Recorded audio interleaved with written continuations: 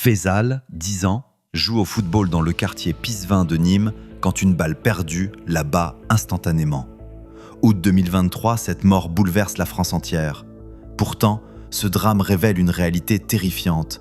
Les cartels marseillais ont transformé les villes moyennes françaises en zones de guerre. Alençon, Besançon, Valence, des préfectures paisibles où les retraités font leurs courses deviennent des territoires contrôlés par la DZ Mafia, armée de kalachnikovs et brassant des millions d'euros. Qui aurait imaginé qu'Alençon, cette paisible préfecture normande connue pour ses marchés du jeudi et ses retraités à vélo, abriterait bientôt des arsenaux dignes d'une zone de guerre? Mars 2024, dans cette ville de 27 000 habitants, où l'événement du mois reste encore l'inauguration de la nouvelle boulangerie bio, 13 membres de la DZ Mafia viennent d'être interpellés par les forces spéciales. Leurs armes? Des fusils d'assaut automatiques, des grenades défensives, des gilets pare-balles militaires. Leur territoire? Les mêmes rues pavées où jouaient paisiblement les enfants il y a encore 5 ans. Et si votre ville était la prochaine sur la liste? Derrière ce contraste saisissant se cache une transformation criminelle qui redessine la carte de France. Entre 2020 et 2025, les territoires intermédiaires français de 15 000 à 100 000 habitants sont devenus les nouveaux Eldorado du narcotrafic.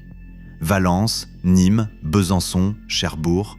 Ces noms qui évoquaient la tranquillité provinciale résonnent désormais comme des champs de bataille urbaine. Laurent Marchand pensait juste arrondir ses fins de mois. Il ne savait pas qu'il allait contribuer à détruire l'innocence de sa ville natale. Automne 2020, cet ancien petit dealer de cannabis de Besançon reçoit dans son appartement du quartier Planoise un coup de fil qui va bouleverser l'équilibre criminel local. Au bout du fil, un Marseillais lui propose de monter en gamme avec ces mots glaçants. « Tu veux faire du vrai business ou tu restes un vendeur de shit toute ta vie ?» Planoise, cette cité de 17 000 habitants construite dans les années 70, offre aux expérimentateurs criminels un terrain parfait. Contrairement au quartier nord de Marseille ultra surveillé par la police, cette banlieue tranquille de Franche-Comté bénéficie d'une liberté d'action inouïe. Les effectifs de police locale, une unique brigade de proximité de 8 hommes pour surveiller l'ensemble du secteur. Autant dire que chaque policier doit théoriquement couvrir plus de 2000 habitants. En quelques mois, Laurent et ses nouveaux associés transforment radicalement l'économie souterraine bisontine. Fini le petit trafic de cannabis à 10 € le gramme destiné aux étudiants de l'université.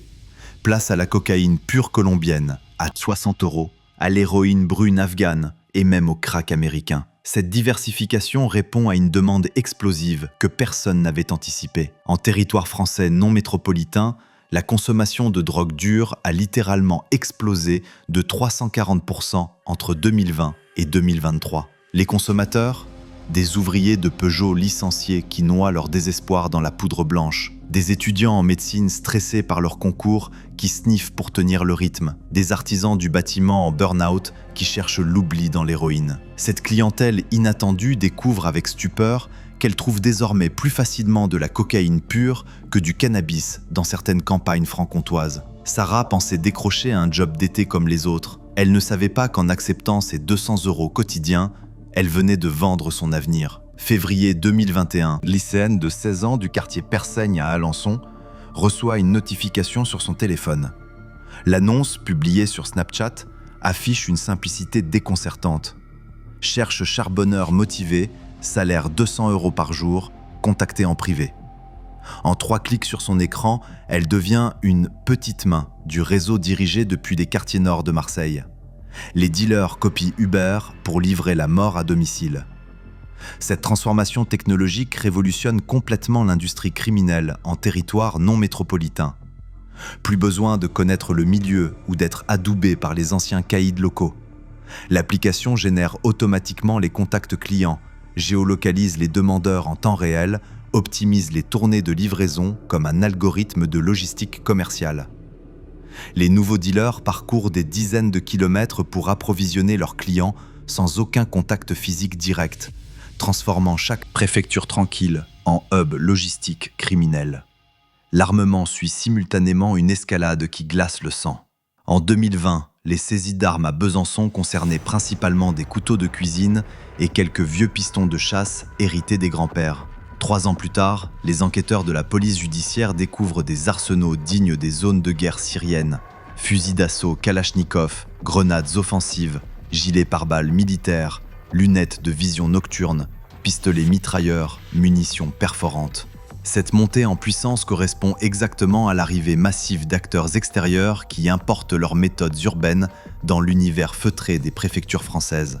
À quel moment avons-nous accepté de transformer nos places de marché en champs de bataille ?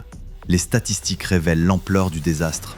Le quartier planoise de Besançon enregistre 18 fusillades en 3 ans, faisant 11 blessés graves et 1 mort par balle. Valence compte 10 morts par arme à feu en 2023. Ces chiffres, absolument impensables il y a encore 5 ans dans des cités moyennes, témoignent d'une marseillisation accélérée de territoires jusqu'alors totalement préservés. Jean-Baptiste Salvetti pensait gérer de petits trafics de proximité. Il découvre face à lui une véritable multinationale du crime. Printemps 2022, ce procureur d'Alençon examine avec stupéfaction l'ampleur du réseau qu'il doit démanteler. Ce n'est plus un simple trafic local artisanal, mais une organisation tentaculaire qui a transformé sa paisible préfecture ornaise en filiale provinciale d'un empire criminel. Chaque quartier devient une succursale de l'empire criminel. Au sommet de cette pyramide, les patrons demeurent confortablement installés dans leur villa marseillaise des Bouches-du-Rhône et dirigent leurs multiples territoires depuis leur piscine. Privés, ils ne se déplacent jamais personnellement, communiquent exclusivement via des messageries cryptées comme EncroChat ou Sky SCC et délèguent absolument toutes les opérations de terrain. Cette direction à distance leur permet de contrôler simultanément plusieurs dizaines de territoires provinciaux sans jamais s'exposer aux risques judiciaires. L'échelon intermédiaire revient aux lieutenants, souvent d'anciens délinquants marseillais ou lyonnais, qui s'installent temporairement dans ces préfectures comme des colonisateurs modernes. Leur mission ? Recruter massivement dans la population locale innocente, former les nouvelles recrues aux techniques de deal professionnels, négocier avec les réseaux concurrents ou les éliminer physiquement. Ces managers du crime apportent avec eux tout un savoir-faire criminel raffiné, techniques sophistiquées de blanchiment d'argent, méthodes d'intimidation psychologique, stratégies de corruption des élus locaux. À la base de cette pyramide, les charbonneurs se recrutent principalement parmi les jeunes locaux happés via les réseaux sociaux. Leur profil type révèle des constantes troublantes. Mineurs de 14 à 17 ans, familles monoparentales ou dysfonctionnelles, difficultés scolaires chroniques, fascination maladive pour l'argent facile et les signes extérieurs de richesse. Leur quotidien criminel, guet permanent dans les halls d'immeubles, vente directe aux clients passage, transport de marchandises prohibées, mission d'intimidation contre les récalcitrants. Leur espérance de vie criminelle, moins de 2 ans avant interpellation policière ou règlement de compte fatal. Chaque territoire génère des profits qui donnent le vertige.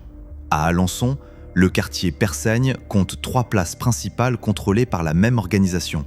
Chaque place génère quotidiennement entre 3 000 et 8 000 euros de chiffre d'affaires, soit plus de 2 millions d'euros annuels, pour une seule ville de 27 000 habitants.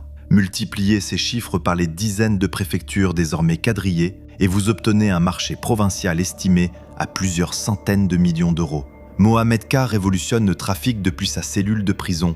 Été 2022, cet homme de 28 ans incarcéré à Chalon-sur-Saône pour violence aggravée continue de diriger son réseau de cannabis, héroïne et cocaïne grâce à une innovation qui stupéfie les enquêteurs. Un système de commandement délocalisé fonctionnant avec des téléphones de contrebande et des complices extérieurs maintient les opérations criminelles malgré les barreaux.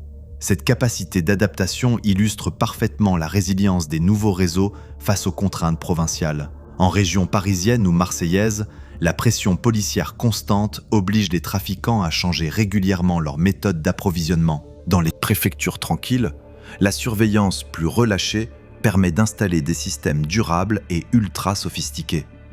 Les dealers provinciaux développent un véritable service de narco-Uber qui défie l'imagination. Le client commande via Snapchat, précise sa géolocalisation exacte, choisit son produit dans un menu détaillé avec photos et description, paye parfois directement par virement bancaire.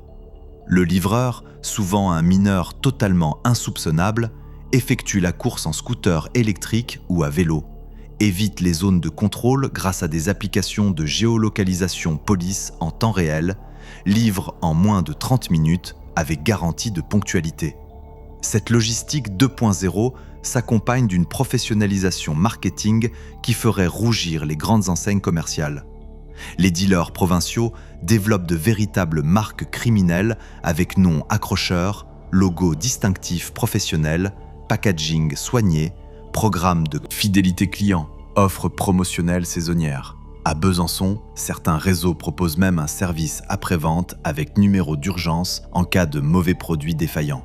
Combien de commerces de votre quartier cachent-ils une activité parallèle ? Automne 2023, les enquêteurs perquisitionnent une villa des environs de Valence et découvrent un spectacle qui dépasse l'entendement.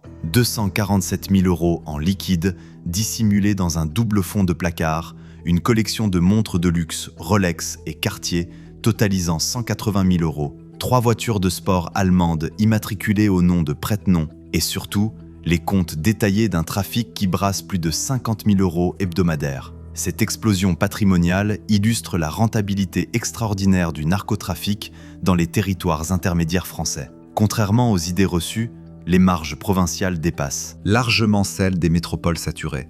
Les coûts opérationnels restent ridicules, avec des loyers bon marché, une corruption locale accessible, une main-d'œuvre locale sous-payée et une demande locale en explosion de 340% pour la cocaïne entre 2020 et 2023. Le blanchiment de ces fortunes criminelles génère sa propre économie parallèle qui contamine tout l'écosystème local.